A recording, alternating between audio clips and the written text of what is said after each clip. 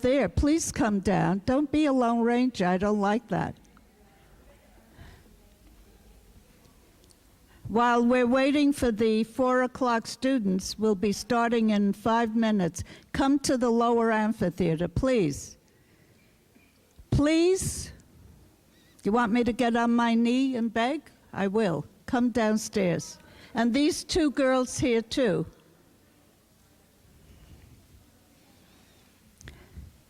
You see all the seats here?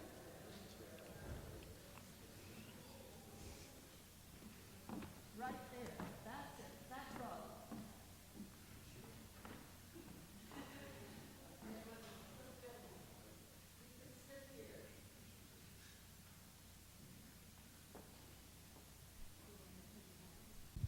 Because I've been promising that I'm going to hear from Theory to have a tour of their headquarters down on the Meatpacking, Gansevoort Street, which is the hottest area in fashion these days. But I just had a call this morning from his assistant, and he's having all his agents from Japan, from everyone that day, and that's the only day he cannot, he said, but he will come next semester. So those of you who haven't graduated, next semester you know that this class is always open.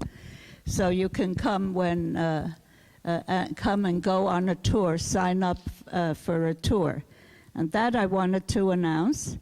And last week, because we had a fire in this building on the 6th floor, we had Pierre Guerci, the CEO of Loro Piana, with Patrick Adan, his senior VP, with Elga Dilworth, his creative senior director, and they couldn't do their presentation because the fire bells rang, and they came and threw us out because it was a real fire. So Mr. Guerci said he would have a repeat because all the students, you asked him when was he coming, if you were here. Remember? How many of you are in my class here? Yeah, so you remember. So he agreed to come. He's going to be speaking here November 30th, have a repeat performance, okay? November 30th, you will have finally hear and see the wonderful film he'll show about how the cute little cashmere goats become his beautiful collection. So that's the 2. And as far as the test, I think the test will be December 7th or 10th, but I'll make the date final because we had to change things around because of that fire, okay? And you'll have your final exam, which will be 20 multiple choice questions based on all the guest speakers we had this semester. All right? Okay, so that's CL 112 class news. And if there's anything you want to ask, you can ask me after, okay? Because we have other guests here, and you can come up and talk to me. Meanwhile, I'd like to say that we were going to have Ms. Hockman, Carol Hockman here, but unfortunately she had a last-minute engagement that would be on Fox News interview at 5 o'clock today, so she couldn't be in both places at that time, and she will come again at another time. But we have wonderful Mr. Seth Morris here. And Mr. Morris is a real New Yorker. He was born in New York, and he's been at the helm of 2 of the industry's most successful women's sleepwear companies for over the past 25 years. He served as the president of Valmode Lingerie, and I remember because my background was intimate apparel, Vanity Fair, intimate apparel for many, many years, designing their prints. From 1986 until the company was sold, Valmode, as president of Carol Hockman Design Group. He's been president of Carol Hockman Design Group since 2001. And Mr. Morris has helped guide this company through a major growth period and the development of the company's unique design and sales model for Oscar de la Renta, Betsy Johnson, Ralph Lauren, Jockey, Chaps, etc. He will tell you more because I just want to give you a general idea of the importance he is in one of the great industries we have here. He earned his bachelor's from Brown University, which I love, where he was a great football player. Look at him. Okay. Mr. Morris, it's all yours. You're welcome. Let me steal that back from you. You can put it back. Okay. Would be good.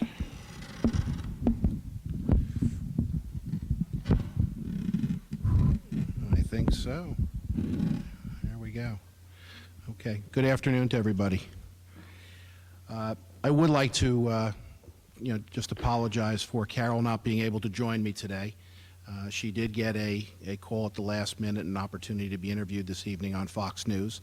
Actually, I think it's about 7 o'clock, so if you get a chance to get home and watch that, you'll get some flavor for Carol, who is, by my standards, and I think by your Professor Armios' standards, the benchmark of design in the ladies' sleepwear business for the last 3.5 decades. I can say 3.5 decades because she's not here. If I had said it with her here, I don't think she would have been too happy with me. But Carol is terrific. I urge you to go on our website and learn a little bit more about her. She has done amazing things in this industry, whether it be Christian Dior, whether it be her own benchmark brands, whether it be all of the licensed brands that we have. We have 11 brands in our portfolio, ranging from Ralph Lauren to Lilly Pulitzer to Oscar de la Renta, Betsy Johnson. All names that I think each of you are well aware of, and she's touched them all in a very positive way, and really helped put together our model, which is so unique and so different from everybody else in the industry. So it's an honor for me to be here. I was asked to do this again by Alice, which I really appreciate. I had a lot of fun doing it last year, and hopefully I can shed some light a little bit on our company, a little bit on our industry today, a little bit on the history of where we've been, and also take some questions from you. But I also want to do something a little different today than I did last year, which is maybe spend a little less time on our company and the industry and come back to you with some questions. We interview a lot of people from FIT. We right now have 8 people that we hired in the last 2 years from FIT. We have 8 interns presently on premises. We have 3 other people who are from FIT who circuitously have gotten to us. That's 19 people in the last 24 months. That doesn't even go into the people who are over 25 years old in our company who have FIT connections. And I'm an FIT fan because my wife is an FIT graduate as well. So I feel very strongly about what FIT brings to the table. In the case of intimate apparel and sleepwear, not to embarrass her, but I will tell you, you're very lucky to have Alexandra as your professor, somebody who really has been a success in this industry. And she was a big part of what Carol Hockman did for many, many years. And I know if Carol was here, she'd be giving you a big hug right now. I grew up in this industry. It's in my blood. My family was in this industry. Valmode Lingerie was a family-owned business. It started in 1937. So I grew up with it. I'd go on Saturdays with my father. I'd go to the factory to help him pack boxes or watch them cut goods in the days before there were Gerber cutting machines. Watch the people sew. I actually, at the age of 8, knew how to sew. I'm a little embarrassed about that now, but it didn't go over that well in the football locker room. But that being said, it was always very, very interesting, and it was in my blood. After I graduated from college, and my ridiculous dreams of playing in the NFL were all over, I got some great advice from my father. For anybody in here who happens to have a family-owned business or have any family connections, he said, you're not allowed to come into the family business for 5 years, even if you want to, because you need to go out and you need to figure out for yourself what it is you want to do. Because if you come to the family-owned business and you put in a few years there and it doesn't work for you, you and your brothers have a fight, or you don't like your father anymore, any of those things, what are you going to do? You're going to start all over. And it was terrific advice. He said, you can't come for 5 years. So I went out and I had a lot of fun working for somebody who you probably all know is the most famous cartoonist in the world, Charles Schulz, who just recently died a couple of years ago. And I got to work for him and his company out in California, and I put in my 5 years, and then I came back into the industry that was in my blood and remains in my blood as of today. That was great advice, though, I got from my father, I will say that. So I started in the industry in 1983, and it was quite a different landscape than it is today. And I will start by showing you not that. And there is Carol, who is a Drexel graduate, and as I said, is just a terrific, terrific designer. I'm very lucky to have her as a boss and a friend and a partner and a mentor. This is just a little bit of the history of Carol Hochman Design Group. As you can see, goes back, this will be our 80th anniversary coming up in June of 2010. So we have been around for quite a while. And you know, like a fine wine, I think we continue to get better. We continue to get smarter. We've gone through tough times like everybody else the last year or two, and I think you come out of the tough times hopefully smarter, more knowledgeable, and better prepared to take advantage of the future. Neil and Carol Hochman own the company, and as you can see, the company was renamed in 1980 in honor of Carol's great design talent. And as I said, we're going to be 80 years old shortly. So this is a list in 1983 of when I started in this industry of every nameplate that existed. Now, it's really scary when I show you the next slide, because this is what's left. It's both frightening and sad, but this is the landscape that we live in today. Consolidation has been amazing, as you've known, over the last 10 years. So there are a lot less players that we deal with as customers, and that has changed the dynamic of how we all do business. But it's also happened on the supply side. This is a list of every manufacturer I could remember when I started in 1983. I think I maybe have 60 or 70% of them. And again, unfortunately, this is what's left today. So my point here is that as I stand here today and embarking upon 2010, 27 years after I started in this industry, it is dramatically different. It was if I go backwards for a second, most every one of these was a family-owned business just like I grew up in. And there were lots and lots of small ones that might have been doing in those days $1 million, $5 million, because $5 million in 1983 was, you know, do the math, what is it today? But it's changed. People have gone out of business. It's been consolidation after consolidation. And I don't show you these charts to scare you. I show them to you really as the reality of what we live in today as both a manufacturer on the manufacturing side, as well as what the retail picture looks like today. The retailers are less, they are stronger, they have lots of leverage, but at the same time, the key manufacturers that are left are stronger and better suited to do business today in this environment.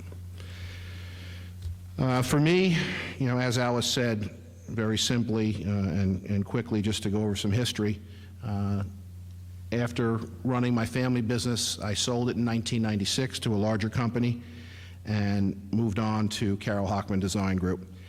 And I went to Carol Hochman Design Group for one reason and one reason only, which I think will resonate with all of you here who are creative people. I went there because it was a great design company, first and foremost. It wasn't about money, it wasn't about anything else. It was about this was the best design company in the industry. I think today, I can humbly tell you, I think it still is. We are all about product, we are all about design, we are all about the creative process, and I think that any one of you who is in this room who is an FIT student, that is important to you. That is what resonates with you, because you are about creativity. And any company that you go to work for in the apparel industry, that is one of the things, and I'll get to it later. You want to surround yourself with a creative environment, and you want to be in a place that you love. And I think any of the people who have come out of FIT and who have worked for us, whether it be intern or full-time now, I think they like it, because that's a big part of the process, that it is a creatively driven company. 75 years, well, we're going to be 80 now, and that's exciting. It's also a company that's run by women, for the most part, other than, I guess, me. We have 160 people in New York. I believe 145 of them are women. So we are a female-dominated corporation. And Carol is, as you can see, at the time this was done in 2006, was the owner of the 9th largest female-owned company in all of New York City. I have not been able to find the updated statistics, but I would say we're probably still in the top 20. What we've done, and done well, is build a portfolio of brands that is very unique. And that's what we've done in the last 12, 13 years. No duplication, built around design, style, product, and quality to serve all levels of distribution. Each brand, whether it be Carol Hochman, whether it be our new Carol Hochman Midnight line, which is our hottest new collection right now, very contemporary, wonderful product that is just doing amazing. If you get into a Nordstrom's or a Lord & Taylor or a Bloomingdale's, you'll see this product, and this is, as I tell Carol this, in the 13 years I've been with her, this is the single best thing that I've ever seen her do. It's so unique and so wonderful. Unfortunately, it's so good that everybody's chasing us now. And that's, I guess, what do they say, copying is the sincerest form of flattery. Well, that's what's happening to us now. We bought on Gossamer, which is a wonderful fashion daywear company, about 3 years ago to bring ourselves into the intimate apparel arena. We had been a sleepwear company for years and years and years, and our goal was to become the best full-service intimate apparel company in the industry. So in the last 5 years, we've added bras, panties, daywear with our Betsy Johnson division. We bought on Gossamer. We now have intimate apparel in Chaps, which if you go into Kohl's is an exclusive brand, and we continue to expand that part of our core competency. There's the acquisition. Lilly Pulitzer is another brand that we've added a couple of years ago, and this goes to how we have built our portfolio with classic, iconic, stable, long-running brands. We're not in the business of celebrity licenses. Now, you might get somebody else up here who feels very strongly about that. I happen not to feel as strongly about it. That's not to say that there have not been some terrific celebrity licenses and that there are some today. But we have, within our model, we have focused on classic, iconic labels that have been here for a long time. Lilly Pulitzer just celebrated their 50th anniversary. Oscar de la Renta, is a legend. He's been here for 30 plus years, and knock on wood, Oscar will be here for a long time more. He's just a terrific, iconic, legendary designer. And there's just so much to take from what he does and what he is. And he's still the handsomest 75-year-old man you're ever going to see. I want to know his secret, I'll tell you that. Is there anything more classic and iconic than Ralph Lauren? This was a wonderful brand that we've now had for 6 years. And this picture is actually interesting because it tells you how Ralph has evolved. 6 years ago, if we had asked them for that animal print that you showed me earlier, Alice, not a chance. But Ralph and what they do and how well they do it, they've evolved, and you know, they're doing things that they hadn't done 6 years ago. And they are a terrific, terrific operation to work with. They are just so smart and so good at what they do, and nobody understands branding better than Ralph Lauren. Chaps is a Ralph Lauren brand as well, which we do as an exclusive brand for Kohl's. And we're now doing bras and daywear and making just terrific bras. American Living, you may be aware, is a JCPenney exclusive brand, which has had a huge launch over the last year or two. So this is, again, a Ralph Lauren brand that we do. Everybody's favorite, Betsy. She is, I guess the only word, she's just so kooky and wonderful, and just brings so much life and energy to what she does. And this again goes to what I said earlier. Iconic brands that have been around a long time. Betsy's been around since the mid-'60s. And she just looks fantastic today. She's just so terrific. And if she was here, she would do her classic cartwheel for you. I assure you that.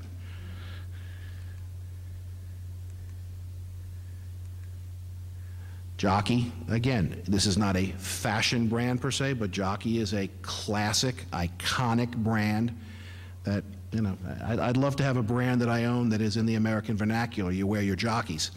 Well, this is a terrific brand, a terrific company, and we're proud to be a part of what they do as well.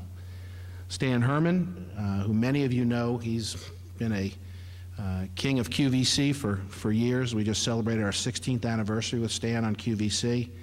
He's one of the nicest, sweetest men you'd ever want to meet.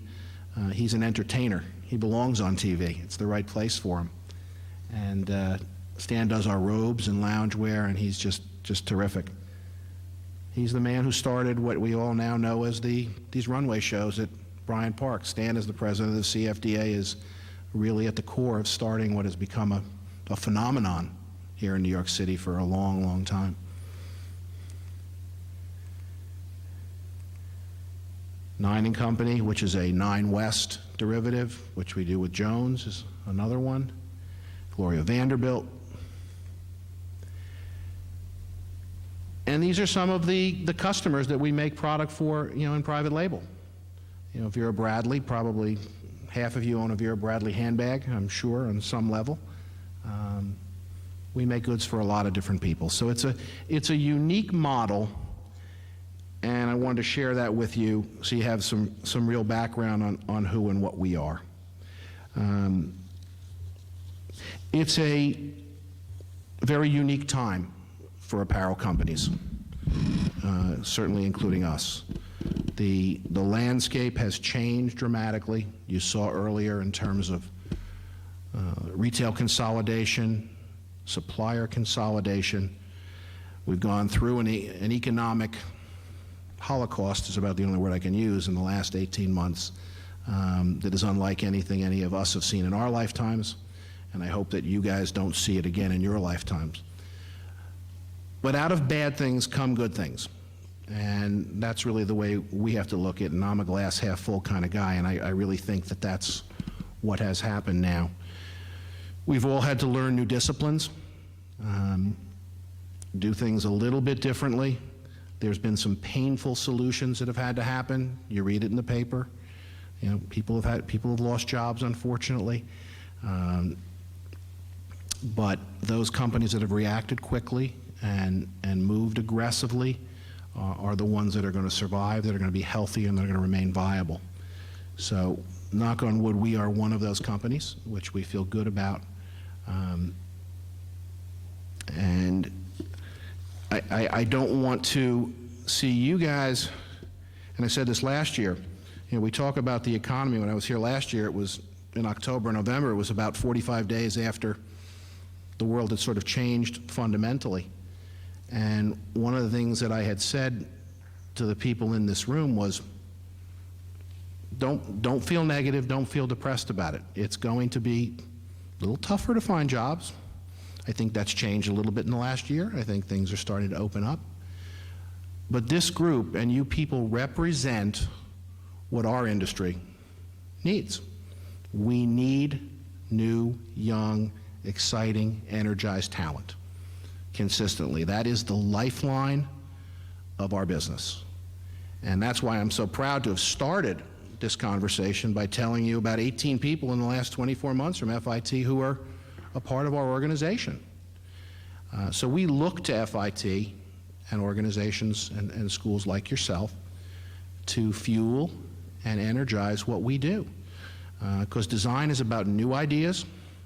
It's about new ways to look at things.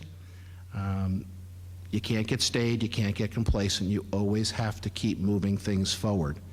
And groups like this are the people that are going to continue to move companies like ours forward. So keep your head up, feel good about what you're doing, and there will be opportunity out there. You have to be patient. It's you know, again, with less companies and less people out there, but the cream will rise to the top. It always does. I'm a big believer in that. And we very much, I think I not only speak for Carol Hockman Design Group, I think I speak for our industry as a whole. I'll take their proxy on that, that we need the talent that is in this room and around this campus. It's very, very important to us. So what I wanted to do next is, because we do interview so many people from FIT, Susan Levine here, who is in our HR department, gave me a series of questions that she hears most from people who are coming in to talk to us. And I thought it would be an interesting way to approach this and talk a little bit about what we hear are the questions that you're asking us when you come to talk to us about internships, talk to us about jobs. And I think it'll give us an opportunity to cover some topics and maybe fuel some questions and answers as we go forward. So one of the questions we get is the obvious, is what we're doing in this economy as a company. Are we losing customers? Well, yes, we're losing customers. You saw the chart. Consolidation is happening, continues to happen. Are we getting smaller orders because there's less customers? Not that we're getting smaller orders, but we're making less product almost on purpose because we want to control our inventory. Inventory is the one thing that can kill a company. When you have too much inventory, too much product that isn't saleable, current, becomes closeouts, that equals losses. And we don't want to lose money. That's the name of the game. We love the people at TJ Maxx and Marshalls and Ross. They're some of our favorite people, but if we don't have to sell them, that's actually a good thing for us.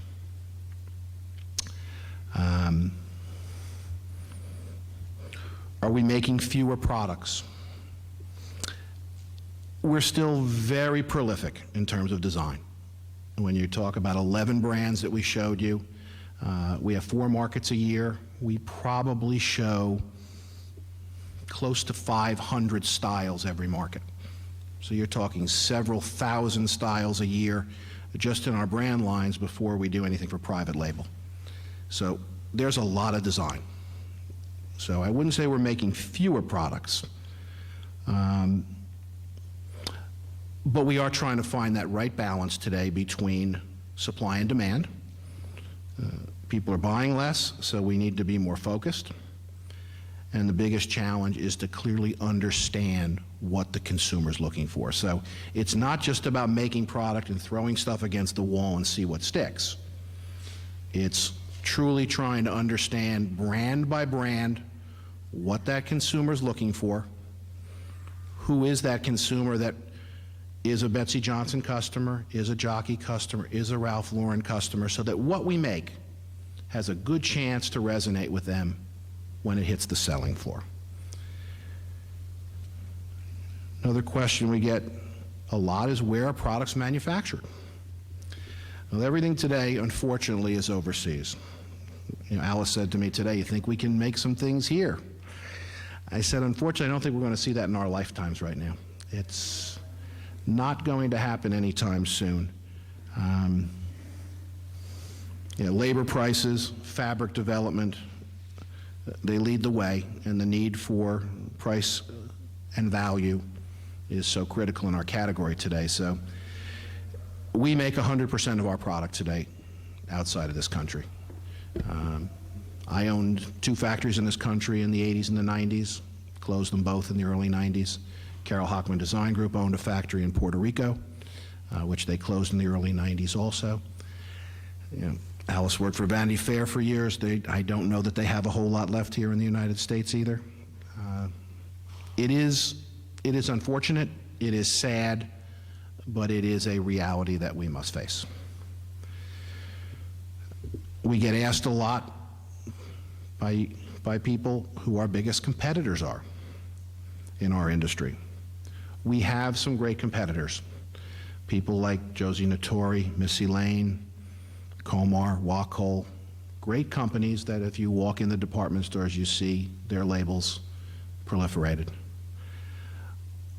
But our biggest competition, quite frankly, really is our customers. That's a difficult thing to say, but it is a reality because private label is present in every store in America that we sell today, whether it's Charter Club at Macy's or Cabernet at Dillard's or wherever it may be. Everybody is in the private label business. And it could be anywhere from 25 to 65% of a store's assortment. There are stores you can go into and you will find 3 or 4 brands that you recognize outside of the private label. It is a fact of life. It provides the stores with higher margins, higher profit opportunities, and they're in the business to make money just like we are, so we understand it. And as I said, it is a fact of life. And out of things like that, hopefully good things happen. And what it does is it makes us be better design people. We have to create products that are differentiated, that are unique. We have great brands that are important as well, and the stores do need great brands. Consumers want great brands that they know and recognize. But it does force us to keep pushing the envelope, and our products have to stay ahead of the curve. So that's a challenge, and again, that's why we need you young people, because you guys are bringing the new ideas and the new energy to the table that maybe we haven't thought of yet. Another question we get asked a lot, since we have 11 brands, 8 of which are licensed brands, is tell me about licensing. How do you get a license? How does it begin? What's the process? Well, what we look for in licenses, first and foremost, is non-duplication and a clear niche and white space in our portfolio and on the targeted, and that would be targeted to fit on the consumer's floor, the customer's floor. We like classic, iconic brands as opposed to trendy celebrity brands, which I spoke of earlier.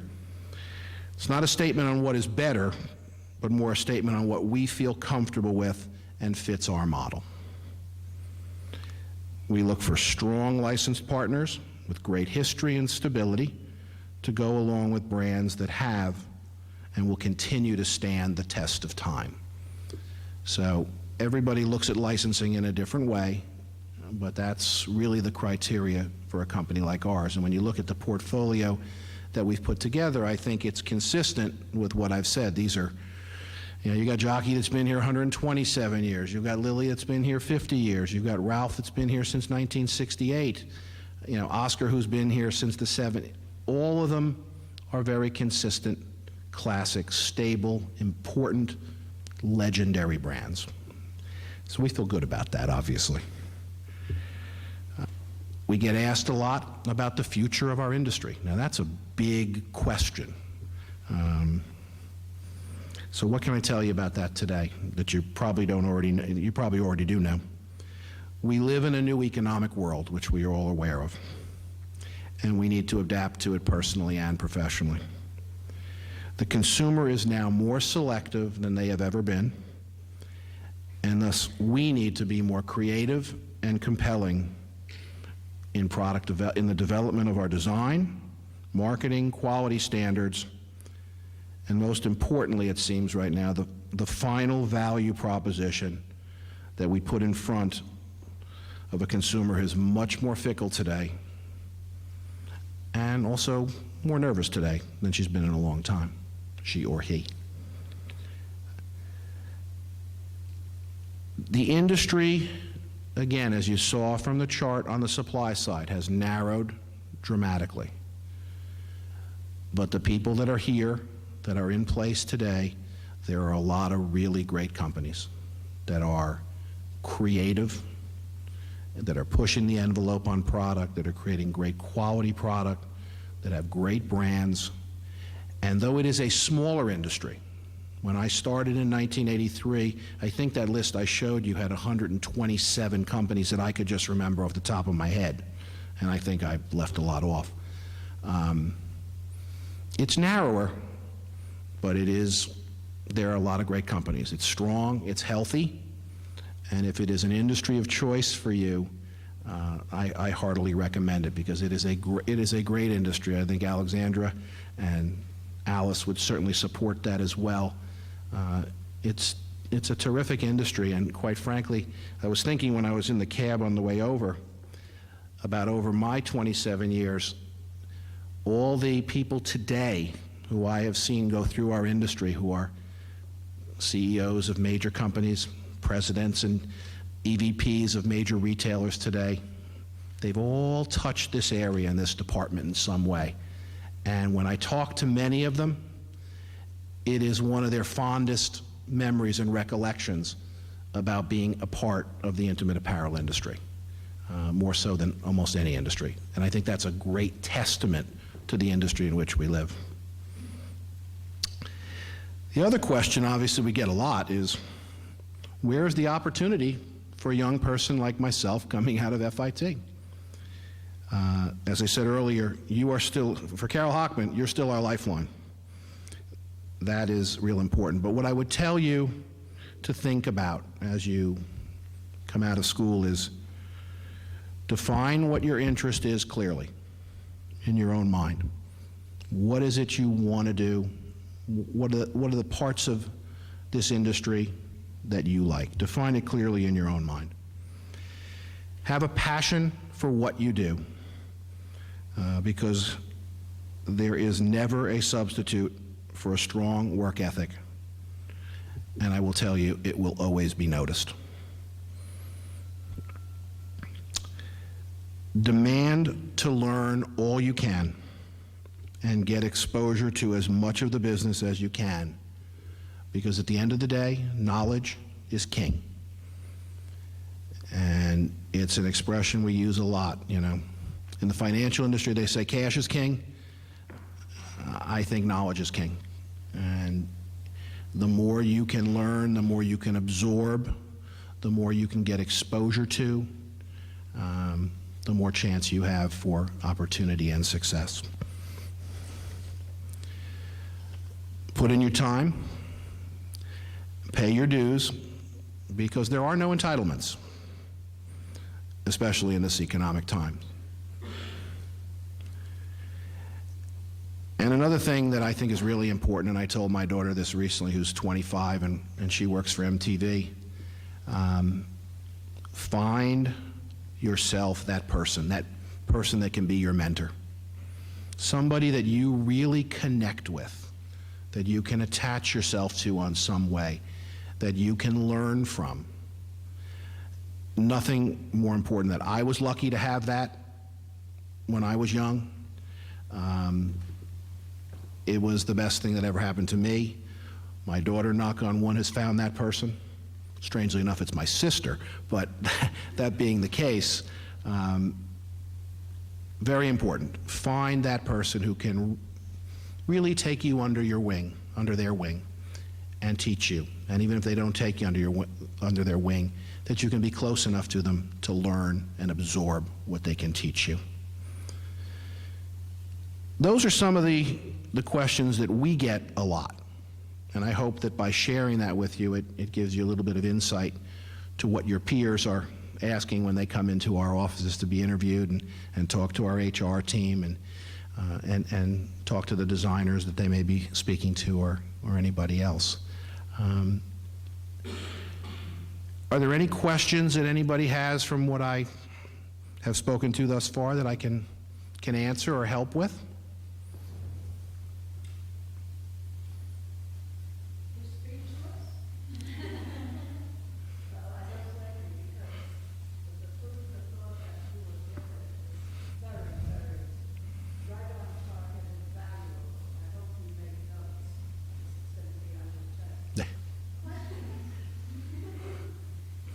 Anybody have any questions about the intimate apparel industry that we can share with you?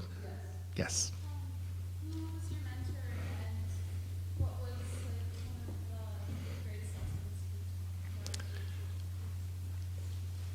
you learned? My mentor was a gentleman named Frank Maxwell, who, when I went to work for Mr. Charles Schultz's company in 1978, I was 22 years old, and I guess he saw something, and he gave me the opportunity, as I said, to really get close to him, to ask questions, to be involved in things, to be a fly on the wall, asked to sit in meetings that I probably had no business sitting in, but just to learn, just to absorb, to be a sponge and learn by osmosis as much as you could.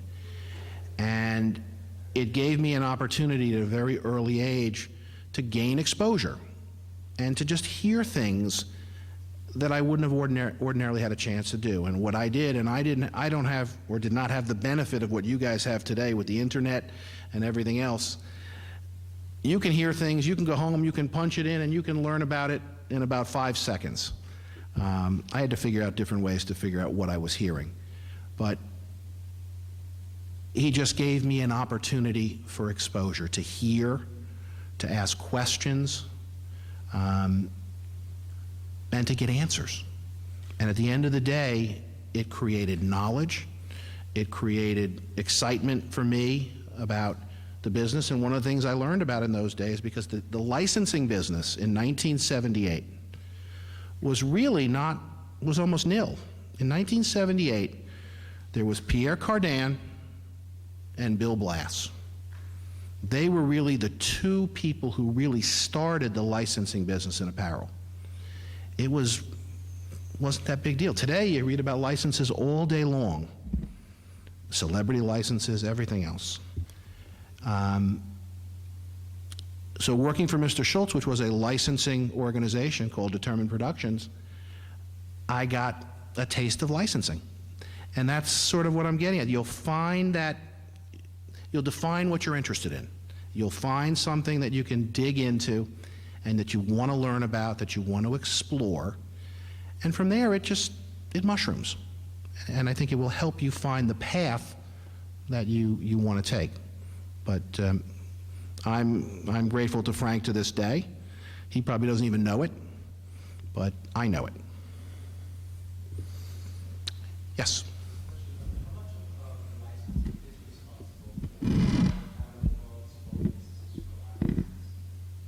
Say that again, I'm sorry?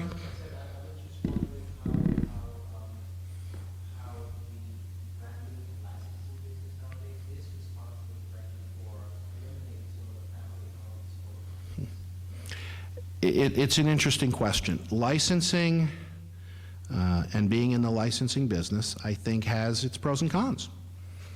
I mean, it is expensive to invest in a brand, in a license. You have to support it. There are minimums, there are royalties that you pay. You know, nothing is given to you for free. And that's why you have to be very, very selective on what you believe is appropriate for your portfolio and as a brand that has a level of longevity. Because if you're going to sign up for a business that you're going to commit to and invest in for 3, 4, 5 years, you need to feel comfortable that it's a brand that the consumer is going to continue to desire over a long period of time. And that's why, again, as I said earlier, it's not a matter, it's just a matter of taste for us as a company. We look at classic brands that have that level of longevity. You know, Ralph Lauren's going to be here. You know, it's solid. You know, Betsy is going to be here. Oscar is going to be here. These are brands that you feel comfortable investing in. Have there been brands that have come and gone very quickly? Absolutely. Absolutely. And can it take a company with it? Probably yes. Probably yes. So you have to be very careful in terms of what you sign up to. Yes? I guess I have a kind of two-part question. You mentioned the switching styles through competitors. You mainly mentioned department stores as your customers. Are those your own customers? No, no. As a matter of fact, and I probably didn't explore that quite as much as I would when I talked about the model. Alice talked about a business model that we've put together. And that's really sort of the unique part of the company we have, because we sell Neiman Marcus and Saks at the top end, all the way down through JCPenney with American Living, Kohl's with Chaps. We sell Macy's, we sell Dillard's, we sell Nordstrom's. So we've been able to navigate the whole distribution channel, so to speak, in order to have the ability to sell at every tier of distribution.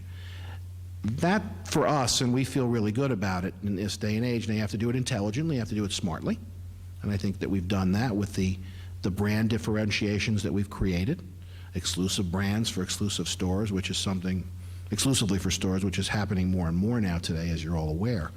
But no, we navigate the distribution channel from top to bottom. Do you find that stores, like I guess when I go to these products, I go to Victoria's Secret or business specialized, other places, Johnson, Mhm. more upline and stuff. But do you find that those are your competitors? Because I agree.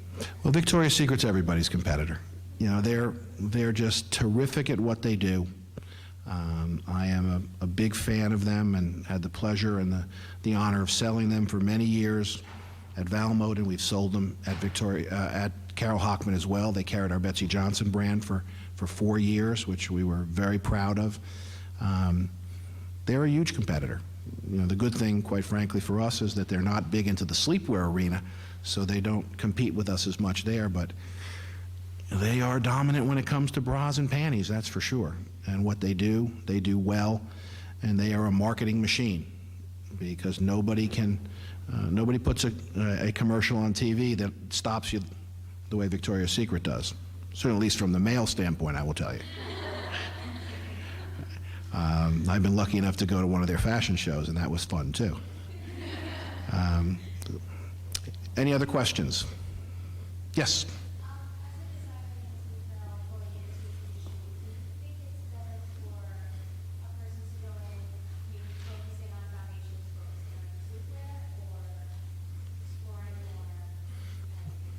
I think that's a terrific question from a design standpoint. Being a sleepwear designer and being a foundations designer, Alexandra, you and I would say it's sort of different universes, right? Really is. So it goes back to what I said earlier about defining what it is you want to do. What is that area that you feel best about? What is your core competency? Foundations designers, it's tough to find real great ones. It's, it's a very difficult art, and it is an art. Not that sleepwear isn't, but the most difficult product to make in all of apparel is a bra. It's got more components, anywhere from 22 to 30 components in a garment, and they've all got to match, and it's got to, and at the end of the day, it's got to fit. I mean, you can do everything you want, but it's got to fit. So the answer to your question is yes. I think you need to define which side of that table you want to play on. Sleepwear is very exciting and is a wonderful part of it.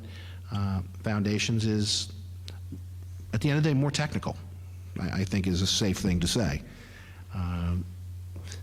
So yeah, define what you feel best about. Next? Yes? You spoke a lot about interaction with the economy, and you said that strong companies are able to react quickly and move aggressively. And I was wondering if you could speak to what can help in design and create strategies to react and Okay? Some of those things I talked about a little bit. From a financial standpoint, every company has gone through pain in the last 12 or 18 months. I mean, anybody who says they haven't, I want to go to their class because they can teach me.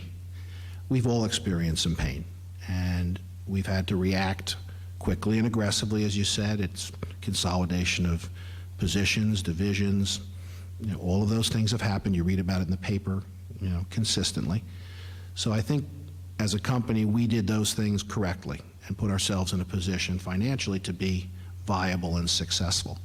From a product standpoint, we did step back for a year, and after going 6 consecutive years adding a new brand or a new license or an acquisition, in the case of Gossamer, we did what we thought was financially prudent, which was to take a step back and let this dust settle a little bit. So we've done that, and now I think that coming out of difficult times, there is opportunity. And that's what we'll look at today. Where is opportunity to find? It may be an acquisition of a small company that fills a white space in our portfolio. It may be another license that is, again, as we said, what's the criteria that's non-duplicative, that's classic, that's iconic, that fits in with what we do. Everybody was a little bit on the defensive in the last 12 months. The companies that have gotten through it and are healthier today can come back now and be a little bit more on the offensive. And I think you'll see that a little bit. I certainly heard that at the Women's Wear Daily CEO Summit a week or two ago, listening to some other very, very accomplished people talk about the fact that, out of difficult times come unique opportunities, and you have to be prepared to go after those. And hopefully we as a company will be one of those people to do that. So I would hope in a year or two, there'll be a couple extra slides up there. By the way, I would be anxious for you to let Seth know how many of you are fashion designers, you design. Raise your hands. And I had a feeling that would be a lot. And how many of you here are from FMN? Fashion marketing. Okay. Well, all this is very important to both your areas. Absolutely. It's not all about design. I mean, design is our lifeline, and we are a design company first and foremost. But after you do all that work and you get a great product, you got to know how to price it. You got to know how to source it. You got to know how to get it sewn. You got to make sure that you're going to create a quality product that the consumer is going to be beyond the consumer's expectations. And then once you do that, you have them loyal to your brand, whether it be a bra or a nightgown. Yes. Being an employer and us being we're the ones who are going to interviews, get jobs and stuff. I know, especially from the high team, even being in this block, I know, especially from our specialization, everybody's just so amazing. And there is really no way to compare everybody's level because we're such a different aesthetic points and styles. And so when we go in there, what do you look for as an employer other than portfolio? And it doesn't play a lot what we bring to the table in our personality and what kind of energy we bring? Unquestionably. A lot of it starts with who you are as a person. And I think that we look at that very, very carefully. A book is a book. I think I could turn to Susan. We see lots and lots of books. And we see a lot of good books. But that's just a part of it. It is about energy. It's about passion. It's about looking in somebody's eyes. And this sounds corny, but it's true. Looking in that young person's eyes and seeing the passion and seeing the love they have for what they're doing. You can see that. It comes through. And, I think it's critical that you come in with energy and excitement and that it's really something you want to do. As I said earlier, define what it is you want to do and, so to speak, what you want to be when you grow up, so to speak.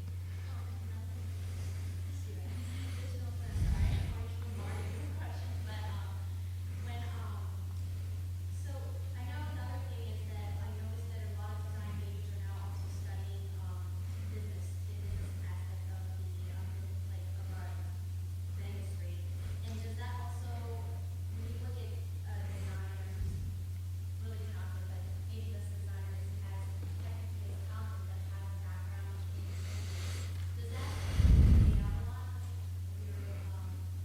Remember what I said earlier? Knowledge is king.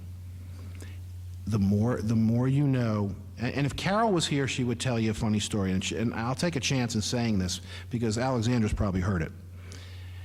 Carol, who I think is the best designer this industry has seen for the last 3.5 decades, would be the first one to tell you that she's the classic case of the left side of the brain really works well, and the right side, which is the business side, is not her strength.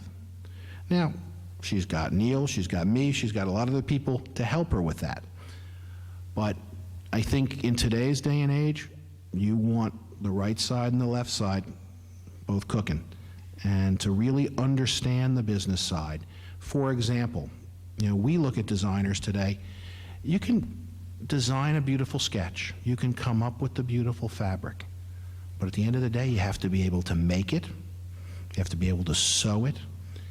And it has to be able to price at a level that is going to be compelling to the consumer today. So that's the business side of it. Okay, it's beautiful. What a wonderful sketch. I can't wait to drape this and make the garment. But is it saleable? Can we do business on it? So the answer to your question is clearly yes. It's important to really understand as much of the business side as you can. As much as you're reading the fashion magazines and looking at, In Style and Us and People and all these things, take a look at the journal now and then. See what's going on. See what's happening in business.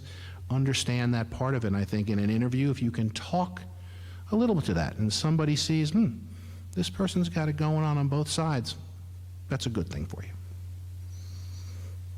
Anybody else? Yes, Ted. You mentioned that new licenses may be a possibility, maybe acquiring a small company might be a possibility in a year. Are there any other business strategies? Not to be quoted. Are there any other business strategies that you may think of in the past year in some retail? We have definitely experience in retail for this year. We're going to see Carol stores popping all over the U.S. No, I think that goes to another mantra, edict, whatever you want to call it, that we have as a company. And I think that is important for everybody to understand, both personally and professionally. Stick with your core competencies. When you get outside what you're not good at, you got a much higher percentage chance to fail. So we're not retailers. We don't purport ourselves to be retailers. We want to be the best design company in this industry. We want to be creative. We want to be compelling. We want to do things that we do well. So, no, we will not be a retailer. I can assure you of that. But will we continue to look within our portfolio and figure out ways that we can hopefully, find new product opportunities, product extensions, things of that nature? Sure. I mean, for example, the plus size market today is a burgeoning market. I mean, no pun intended. It's growing, as is the size of people in this country today. I'm the last person that should be saying that, but it is an opportunity. So it could be the plus size market that we try to expand in. There's a lot of opportunities. We do not. We do not. Shapewear business, if you read the NPD statistics today, as you do, I know, is certainly one of the fastest growing parts of our industry. And we were was watching the American Music Awards with my wife last night when Whitney Houston came on, and it was very emotional, and she's an unbelievable voice. My wife turned to me at one point and said, she's got Spanx on up to her neck. And I think she did. But that is a business that is really doing extremely well today. So thanks for the idea, Ted. Anybody else? Yes.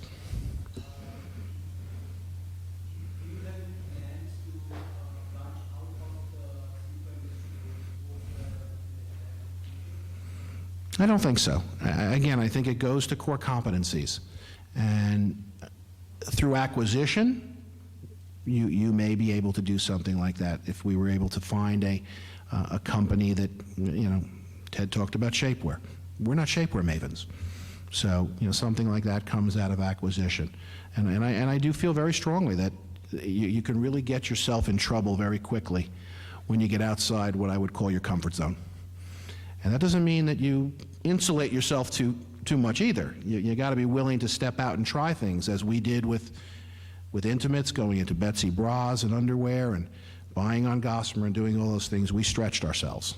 And I'm thrilled that we did, because we've become more than extremely competent. We make some of the best fitting bras in this industry. You buy a Betsy bra, you will love it. You buy a Chaps bra and Kohl's, you will love it, I assure you. On Gossamer Bump It Up bra, you will love it. We've gotten really good at that. So that's pretty much where we'll stay, where we're good at. Anybody else? I appreciate it. It's been a pleasure to speak to each of you today, and if anybody has any questions after, I'd be happy to chat with you. And I wish all of you great luck and great success in the future. It's been a pleasure.